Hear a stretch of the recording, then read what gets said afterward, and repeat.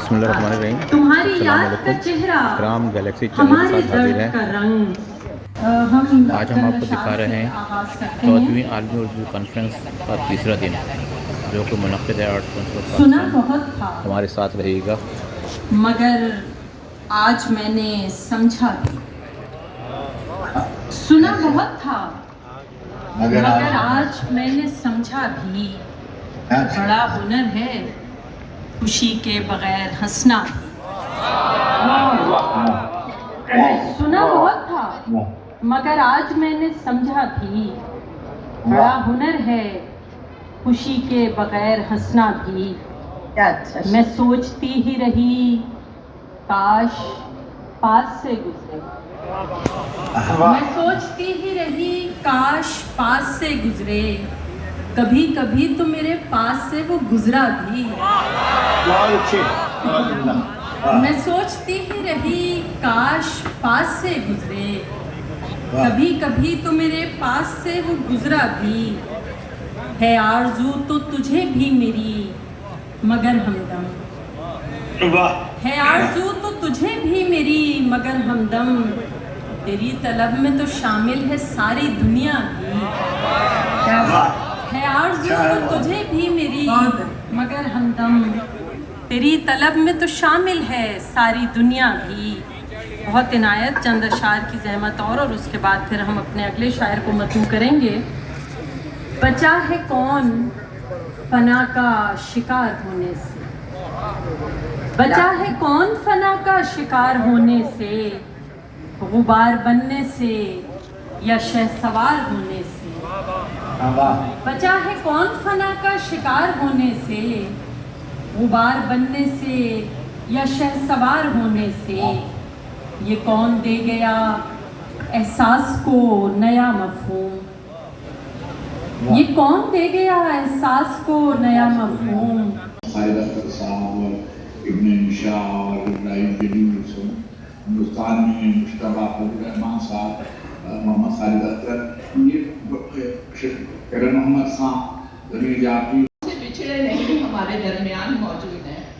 آج ہم ان پر جب گفتگو کریں گے تو ان کے بہت ہی دیرینہ ساتھی جو کراچی میں بھی اور جو لنڈن میں بھی ان کے ساتھ رہے اور جن پر انہوں نے بڑی محبتوں سے ایک مضمون بھی لکھا تھا مہر دو نیم، وہ بھی اور وہ اسی کتاب میں شامل شیر یارہ میں ہے. افتخار عارف صاحب جو آج ابھی اپنی کتاب پر گفتگو کر رہے تھے ان سے ہی ہم گفتگو آغاز کریں گے. پھر آج کے خیالات بھی سنیں گے. افتخار عارف صاحب آپ کے بارے میں تو انہوں نے بہت ایک مضمون جو یوسفی صاحب کا خاص ہے کہ کچھ سنجیدہ بھی ہوتا ہے کچھ مزاح بھی ہوتا ہے. مزاح کے پردے میں سے ਆਪਣੇ ਅਸਲ ਸਵਾਲ ਜਿਵੇਂ ਕਿ ਤੁਹਾਨੂੰ ਸਭ ਨੂੰ ਪਤਾ ਹੈ, ਸਾਨੂੰ ਵੀ ਪਤਾ ਹੈ ਕਿ ਪੰਜਾਬੀ ਇਸ ਮੁਲਕ ਦੀ ਬਹੁਤ ਪੁਰਾਣੀ ਜ਼ਬਾਨ ਹੈ. ਪੰਜਾਬੀ ਕਦੀਮ ਜ਼ਬਾਨਾਂ ਦੇ ਵਿੱਚੋਂ ਇੱਕ ਹੈ ਤੇ ਉਹਦਾ ਵੀ ਸ਼ੁਰੂਆਤ ਅਭਰੰਸ਼ ਤੇ ਪ੍ਰਾਕਰਤਾਂ ਤੋਂ ਹੀ ਹੋਇਆ ਹੈ. میں ڈاکٹر صاحب آپ سے بات کی ابتدا کروں گا کہ آپ کا 75 سال کو کیسے دیکھتے ہیں؟ اچھا اس کو یہ آن نہیں ہو رہا. اچھا حارث صاحب بہت شکریہ. اچھا یہ پیرل کے سامنے بولنے کی ہمت تو نہیں ہے میری، لیکن بہرحال بلایا ہے تو بولیں گے. دیکھیے پہلے پولیٹیکل لے لیں، اس کے بعد میں سماجی لے لیں، کلچرل اور تیسری بات اسی کے اندر ضم ہو جائے. پولیٹیکل یہ کہ پنجاب کے اندر جو مڈل کلاس تھی یعنی ایلیٹ تھی وہ فوج کے ساتھ منسلک پہلے بھی تھی انگریزوں کے زمانے میں. گوڑی پال مربے یہاں ملے وغیرہ، فوج کی پینشنز آتی تھیں اور شادی اسکیم وغیرہ وغیرہ، خاص طور پہ ناردرن پنجاب پہ لگے ہوئے. فوج کے ساتھ منسلک ہونے کے اثرات وہ ہم پہ ہیں اس لیے کہ انہوں نے سپورٹ کیا نا ہمیشہ فوج کو. ایک طرح کے ٹھیک ہے کچھ لوگ کھڑے بھی ہوتے تھے، بہت بعد میں خلاف پنجابی بھی ہوتے تھے، لیکن ویسے فوج کی سپورٹ جو ہے جتنی پنجاب میں ہے اتنی کہیں نہیں ہوئی. اب اس کے اندر اس کے نقصانات یہ ہوئے کہ فوج نے ڈسٹورشنز بہت سے پیدا کیے ملک میں. ان کے اندر یہ ہوا کہ وہ ہمیشہ ڈیموکریسی کے خلاف میں पॉलिटिशियंस को इस्तेमाल ज़रूर करते रहे। पॉलिटिशियंस भी तो चाहे करप्ट हो गए, फाइलें उनको बनी हुई है, अगर वो वाकई कोई अमल वाले की कोशिश कर रहे हैं, जैसे कश्मीर का मसला वाकई कोई हल होना चाह रहा है, तो फिर तो ये ठीक है। तो एक तो ये डिस्टॉर्शन हुई। दूसरे निसाब के अंदर उन्होंने जो लिख चुके हैं, इंटेलेक्चुअल हैं, तहकीकात हैं।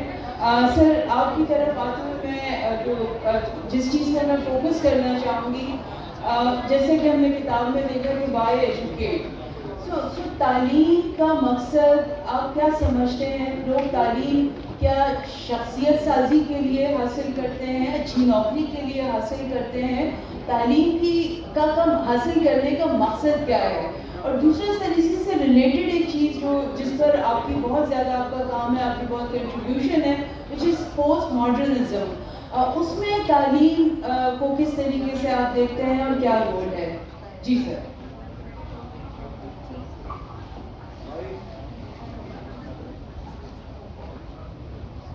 Thank you. तालीम का मकसद, ये इसका सवाल का ताल्लुक फ़िलासफ़ी ऑफ एजुकेशन से है और ये मुख्तलिफ अदवार से गुज़रती हुई जो जिस मकाम पे आज हम हैं, जिस अहद में हम सांस ले रहे हैं, इसमें ये बहुत सारी तब्दीलियों से गुज़र के हम पहुँचे हैं यहाँ, और इसमें फ़िलासफ़िकल बहुत चेंजेस आए हैं। ये अगर हम अफलातून के दौर से देखें तो तालीम के मकासद भी चेंज होते रहे हैं। तालीम क्यों? एक दौर ऐसा भी आया था यूरोप में जिसमें तालीम का मकसद ये था कि बादशाह के दरबार में कैसे उठा बैठा जाए, और बादशाह के दरबार में दाखिल होने के आदाब क्या हैं, और बादशाह की मौजूदगी में गुफ्तगू के आदाब क्या हैं। ये तालीम के मकासद होते थे। और दुनिया के और इलाकों में किसी मकाम में दाखिल होने के लिए क्या आदाब हैं, और वहाँ बैठने के क्या आदाब हैं, और वहाँ से जाने के क्या आदाब हैं, तालीम के ये मकासद भी रहे हैं, और इनके लिए स्कूल्स और इनके लिए इदारे भी खुलते रहे हैं, जो कि ज़ाहिर है कि ये सही ना तो इंसानियत की खिदमत हुई इससे, और ना ही कोई इंसानी इर्तिका में इसका कोई फ़ायदा हुआ।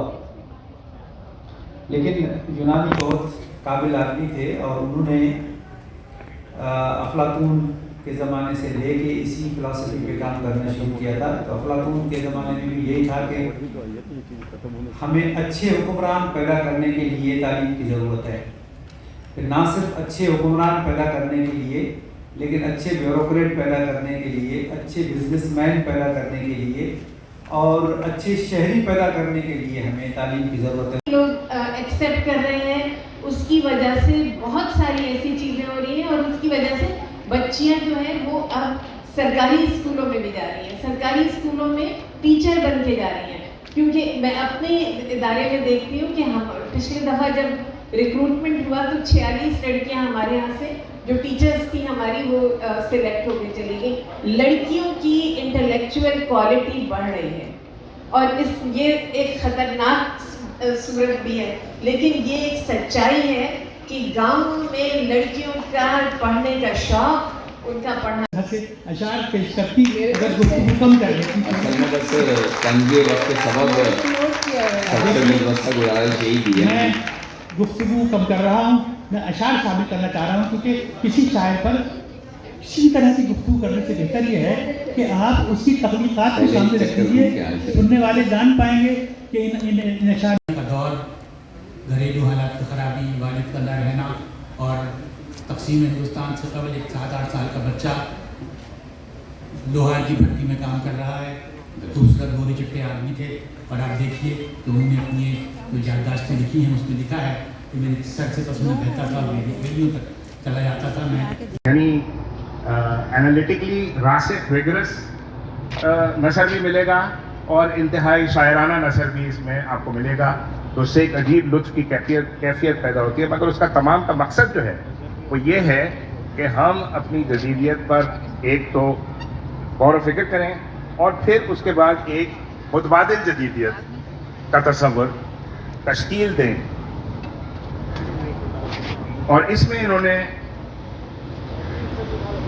गालिब के बाद بے دل ان کے لیے بڑی اہمیت رکھتے ہیں. میں جلد ختم کر دیتا ہوں کیونکہ کافی کم وقت ہے.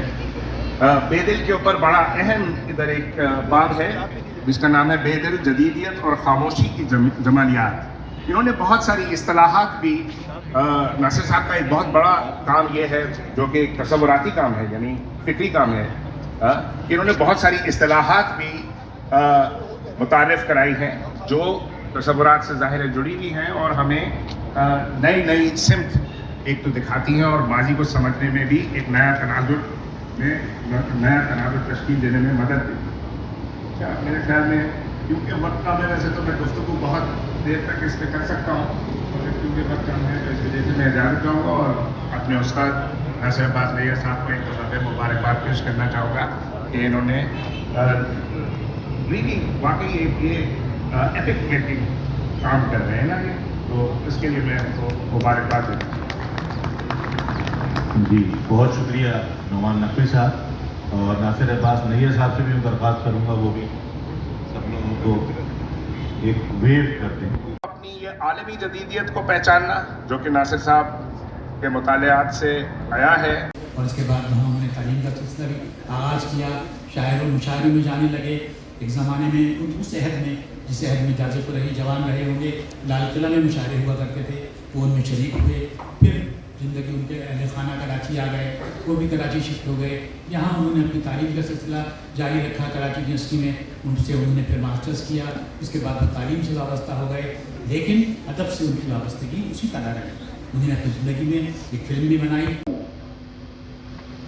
80 کی دہائی میں جدید افسانے کے بیانیے میں نمایاں تبدیلی آئی، مگر اس طرح کے یہ بیانیہ جدیدیت کے بیانیے سے مختلف ہوتے ہوئے بھی جدید افسانے میں پلاٹ ہو یا ٹیکنیک یا کردار، یہ سب زبان کی تخلیقی جہاز پر ہی مبنی ہوتے ہیں، کیونکہ افسانہ نگار کو جو بھی خلق کرنا ہے وہ زبان کے اندر ہی خلق کرنا ہے، اس سے باہر نہیں. اور زبان کا معاملہ یہ ہے کہ یہ ایک طرح آپس میں بالکل مل جاتی ہے. لہٰذا یہ بات بالکل واضح ہے کہ جدید افسانے کی سب سے بڑی خصوصیت مدرجہ بیان یا زبان کی مدرجہ جو کہ تخلیقی نوعیت تھی اس سے انحراف تھا. جدید افسانے نے زبان کو محض ایک شفاف اعلی ترتیب کی حیثیت دی ہے جس میں فرد کی فردیت، تنہائی، بیگانگی وغیرہ کو احاطہ کیا گیا. اور آخر میں یہ کہ جدیدیت نے پلاٹ کے روایتی تصور سے بالکل انحراف کیا گیا. اردو میں جدیدیت کی ابتدا 1960 سے مانی جاتی ہے. یہاں ترقی پسند ادب یا ترقی پسند تحریک کی ادائیت کے خلاف رد عمل کے طور پر بھی جدیدیت پروان چڑھی. جدید افسانے کی فکری بنیادوں میں کم و بیش کر دیا. رہی صحیح قطر جو تھی کو قدیم کے مترادف سمجھتی ہے. 19ویں صدی کے مفکر جدید کہتے ہیں، اسے سمجھنا طریق طریق ہمیشہ ہی دشوار ہوتا ہے. یہی اس کی جدیدیت کی نشانی ہے. جدید ادب عید و دانستہ ہماری فہم اور نئی مانوی تشکیلات ادب کی تعلیم میں جناب خالد جاوید صاحب.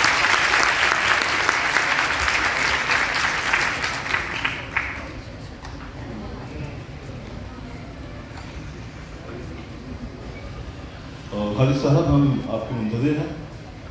جی میری آواز آ رہی ہے؟ جی ہم آپ کو سن سکتے ہیں. بہت شکریہ. تو کیا میں شروع کروں؟ جی پلیز.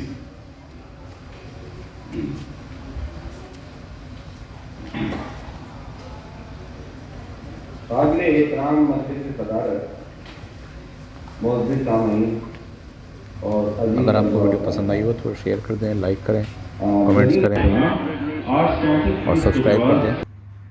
بیل آئیکن کو دبا دیں تاکہ تمام ویڈیو آپ کو ملتی رہیں. اس کے ساتھ ہی خدا حافظ. اپنا بہت زیادہ خیال رکھیے گا.